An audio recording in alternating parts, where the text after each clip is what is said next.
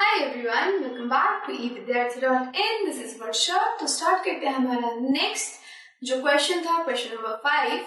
So 5 question कह रहा है, in what ways are the work of Panchayat that you read about in previous chapter and the work of Patwari related to each other?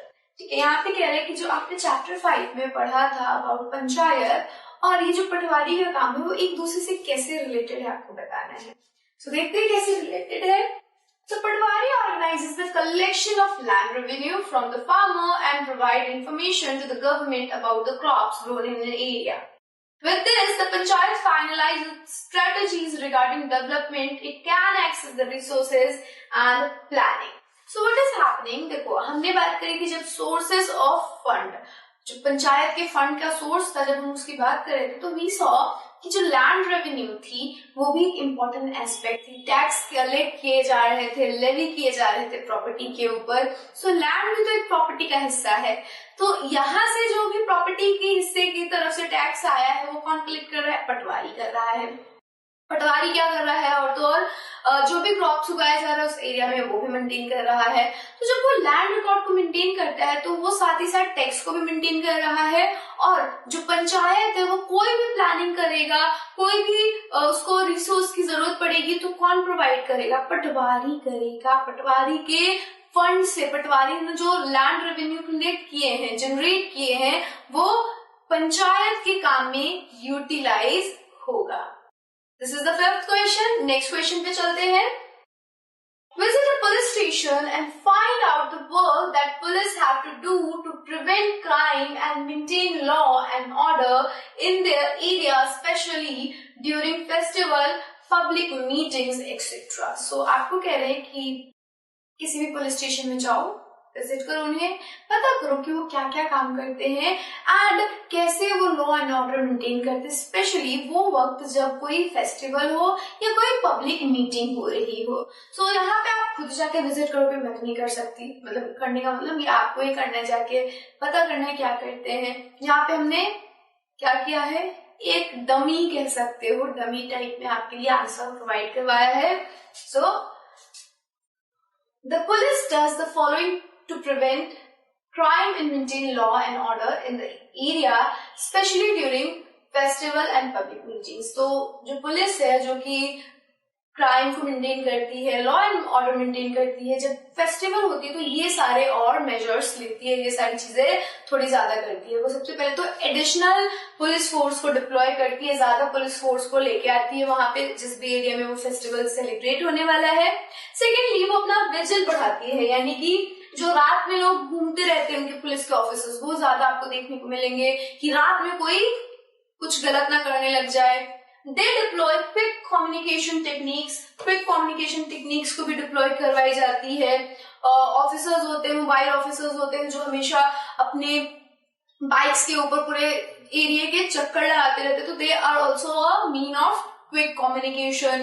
They increase search work. Search work भी बढ़ा देते हैं अपने, कि आप कहीं से भी जा रहे हो, अगर आप मेट्रो सिटी में रहते हो तो वहाँ पे मेट्रोज होते हैं, तो वहां पे भी आपका जो सामान है उसकी अच्छी तरीके से चेकिंग होने लग जाती है. इवन अगर आप किसी ऐसी जगह पे जा रहे हो जहाँ पे बड़ा मंदिर है या फिर कोई मॉन्यूमेंट है, तो आपकी अच्छी तरीके से चेकिंग होती है, प्रॉपर्ली चेकिंग होती है.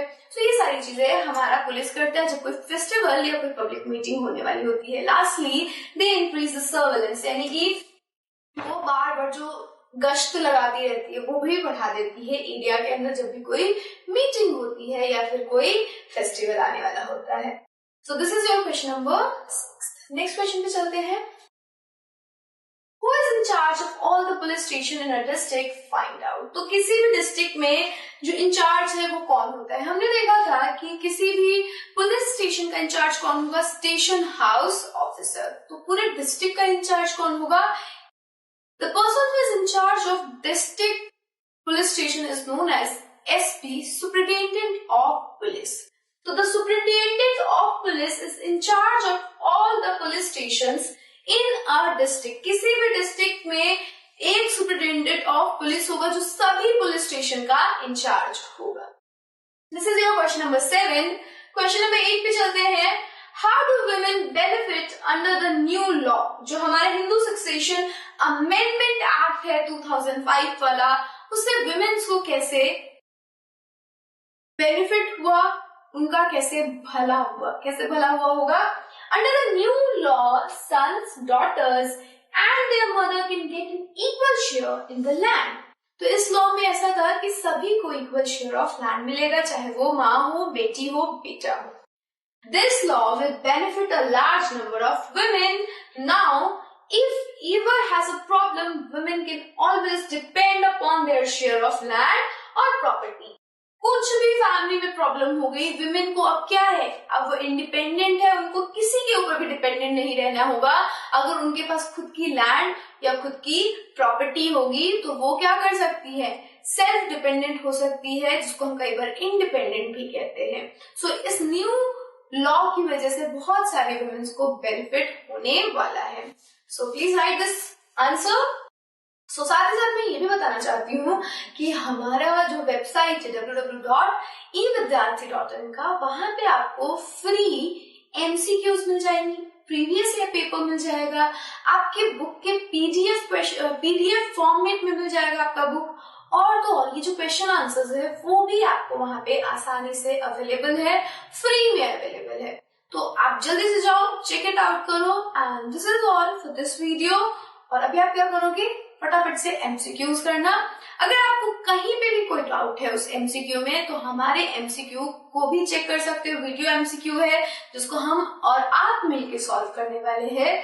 सो जल्दी से फटाफट से चेक करो. Till then stay safe and keep learning with us. Bye bye.